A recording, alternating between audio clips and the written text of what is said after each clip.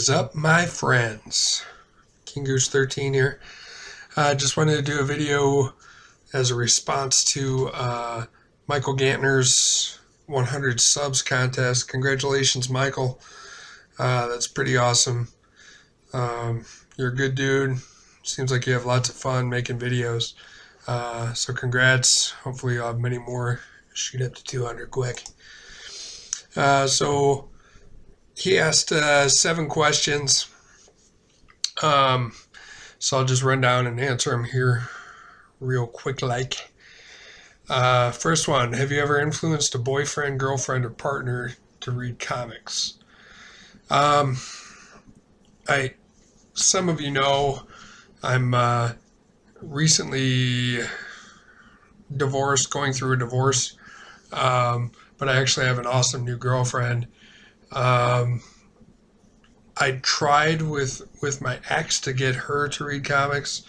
It never really panned out. I got her to read a few. She liked the Buffy comics. She liked that a lot because she was a big Buffy fan. And that was really about it. She read Coffin Hill a little bit. She liked that. But that was about it. With my new girlfriend, Kathy, who's out of this world, she's started taking more and more interest in it. I recently got her to start reading Sex Criminals. I got her the first volume of that. I got her the first volume of Saga. She hasn't read that yet, but as we all know, Saga kind of grabs everybody. So whenever she jumps into that, I'm sure she'll love it. And she's read the first couple of issues of Witches too. So it's a process, but she's definitely open to it. She's not opposed to reading comics, which is cool. And she supports my hobby, which is nice to have. Question 2: do your close friends around you read comics? Answer to that is no. I'm really the only one that does read comics, which kind of sucks. I wish I had more close people to talk about comics with.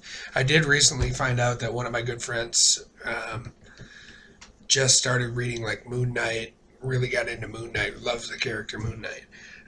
So hopefully he'll broaden his horizons a little bit more, get more and more into comics, and then we can talk about it. I think it'd be cool to have somebody close to talk to about comics. All right, so here's the scenario. I'm stuck on an island. I can only see superhero movies or non-superhero movies for the rest of my life. Now, this makes me sad to say, but my choice would have to be non-superhero movies. And my reasoning for that is, as much as I love superhero movies, I love superhero movies, there's just way more non-superhero movies. So by watching non-superhero movies, I'd be able to watch way more different stuff versus watching the same 20 movies over and over again. Yeah, I love movies, so I kind of want to be able to see a wide range of stuff. Tell me a comic book horror story. His example he gave, you lent out a book and it came back to you haggard as hell, I think is what he said. I don't really have one of these. Like I said, not many of my, I don't really have any close friends that read comics. I've lent out a couple of like The Walking Dead first book and that kind of stuff, but they've always come back in good condition. So yeah, I don't really have one. I've been really lucky that way. Maybe I should keep that streak alive and never lend out a comic book again. We'll see. Why do I think comics still have a social stigma? I think for so long, and it's so well ingrained in society that people that read comics, live in their mom's basement, never had a girlfriend. They're super nerdy, um, just big geeks, socially awkward, all that kind of stuff. And I think it just takes a long time to break through stigmas like that. I think it's, it's similar to any kind of stigma, any kind of stereotype. It takes a long time to break down those walls. And I'm not I'm not saying that this is a high level human rights type of thing, but it has a lot of the same elements as those kind of situations. It takes a long time to change people's minds about those kind of things. Who's your favorite movie director? This one's hard. I do love movies. This one changes quite a bit, but I think over time, if I were to give you, my top 5 directors, and you ask me every year who they are, I think there's 2 people that would always be on that list. The first one is Quentin Tarantino. That guy is a genius.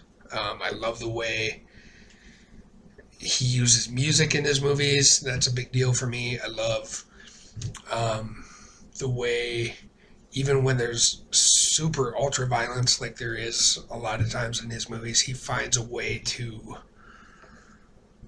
take a different take on that, I guess. His dialogue is fantastic. He's not afraid to go outside the box. He's done very many different genres of movies. When you look at his different movies, they don't all look alike. He's just a genius. So Quentin Tarantino, and then the other one's Kevin Smith. He gets a lot of crap for his movies, but some of my favorite movie moments are in his movies. There's such great moments in Clerks, such great moments in Chasing Amy, Mallrats, and then now, he's really trying to spread his wings and try to do different things with Red State and with Tusk. Tusk was one of the weirdest movies I've ever seen. It's just so out there, but the fact that he's trying to break the mold that he put himself in. I don't think anybody else put him in that mold, but he put himself in that. I think shows that he's striving for bigger and better things. And the dude's funny. I don't care. He's a funny guy. So yeah, those 2 would be my favorite director, I guess. Now, number 7, my top 5 favorite rappers of all time. This is a hard one too. Many, I'm a huge music geek. I was in bands, from the time I was 15 till I'm 36 now. Up until I had my daughter 7 years ago, I was in bands for that entire time. I've been a songwriter, singer-songwriter, guitar player. So music's a big deal to me, and I definitely went through a big hip-hop phase too, where I would listen to tons and tons of hip-hop. So here's my list, 5 to 1, I guess. I've changed this 3 times while I was thinking about it, so we'll see. Number 5 is Ice Cube. The Predator album is front to back amazing. NWA, you can't say enough about Ice Cube.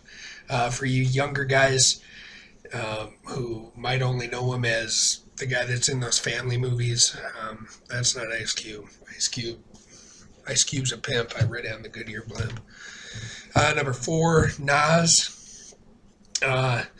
Nas is an East Coast guy. Um, he's got kind of that poetic side. Um, Talks a lot about social issues. He tends to be a little deeper in his raps. He's just solid all around. He makes you think, and I like that. Number 3 is Pure Fun. DMX. Darkman X is the shit. I fucking love DMX. Just the growl and the ferocity, and he comes at you, and he's unrelenting, and just the roar, the roar blows me away every time.